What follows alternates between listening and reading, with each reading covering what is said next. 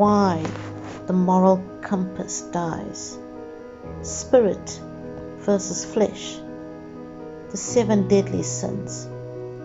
Pride, lust, greed, envy, wrath, gluttony, sloth. These are the 7 deadly sins. They're not outdated theology, not dramatic religious language, but forces, patterns that have destroyed empires, families, reputations, souls.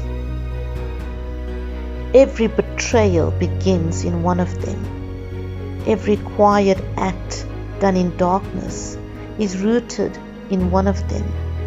And the frightening part?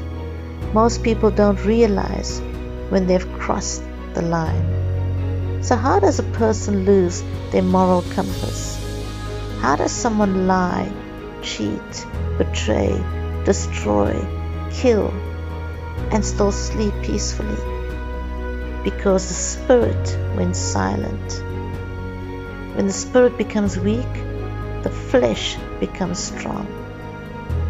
And when the flesh rules, conscience grows quiet.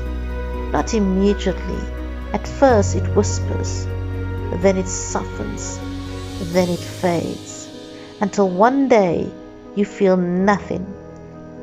You are not just flesh and bone. You are spirit, living in a vessel, which is the body.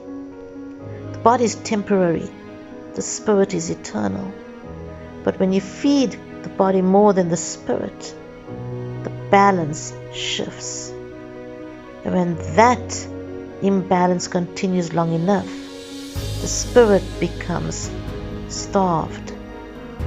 When the spirit is starved, conviction fades, empathy weakens, morals blur, ethics become negotiable.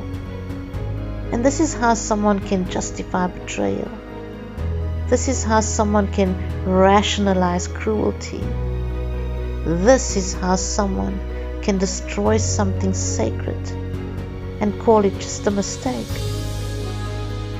Because the part of them that once felt divine correction has gone quiet. Every sacred text warns about this eternal war. The Bible says it in Galatians 5:17. For the flesh desires what is contrary to the spirit, and the spirit what is contrary to the flesh. They are in conflict with each other. There is a battle inside you.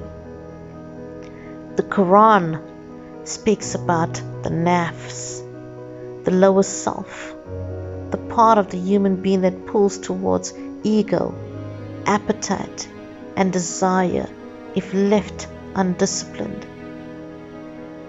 In Surah Ash-Shams 91:9-10 says, He has succeeded who purifies it, and he has failed who corrupts it.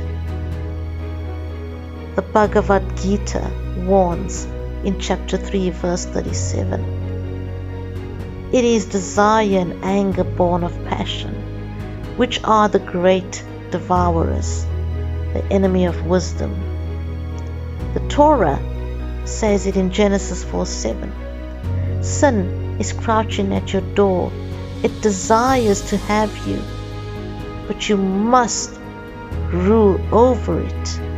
Different books, different prophets, different cultures, one message. There is something inside you that must be mastered. If you do not rule your flesh will rule you. And the flesh is never satisfied. It feeds pride, it feeds lust, it feeds greed, envy, wrath, indulgence, laziness. It always wants more.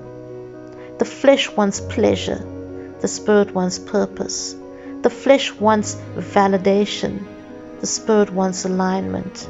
The flesh wants immediate, satisfaction. The Spirit understands eternal consequences. When your spirit is strong, you cannot sin comfortably. You feel the misalignment. You feel the warning. You feel the disturbance of your peace. But when your spirit is weak, you mistake pleasure for happiness. You mistake ego for confidence. You mistake indulgence for freedom. And slowly you drift. The universe does not speak to your ego. It does not speak to your cravings. It does not speak to your pride.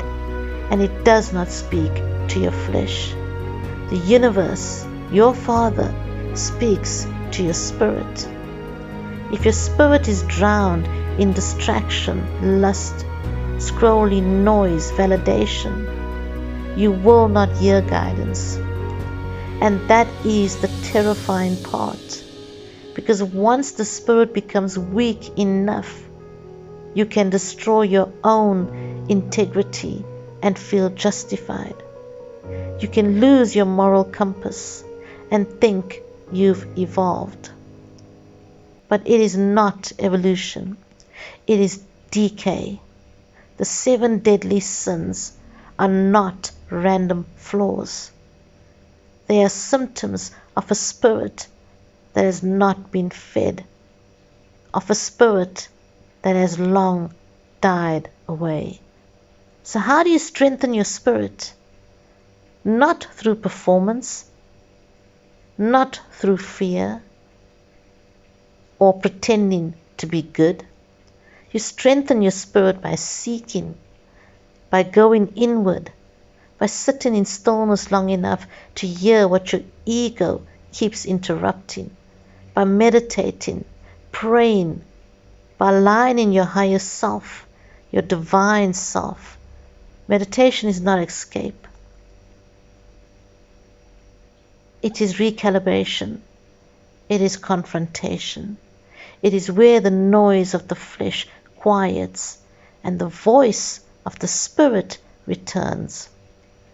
When you align daily with your spiritual self, your logic aligns with your morals. Your emotions align with your values.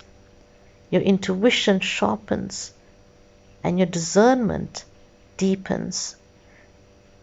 You feel misalignment immediately. You feel when something is off. You feel when something is wrong. And a spiritually aligned person cannot comfortably live in sin. This battle is daily. Every temptation, every ego reaction, every impulsive decision. You are feeding something. What you feed grows. Feed the flesh daily and it will dominate you. It will consume you. Feed the spirit daily and it will guide you. One leads to impulse. One leads to power. One leads to destruction. One leads to alignment. And eventually you become whichever one you strengthen. So listen to me carefully. Good and evil? Yes. Choose carefully. Stay aligned. Stay aware. Stay awake in your spirit. Listen to your Father and listen to the universe. I send you love and light.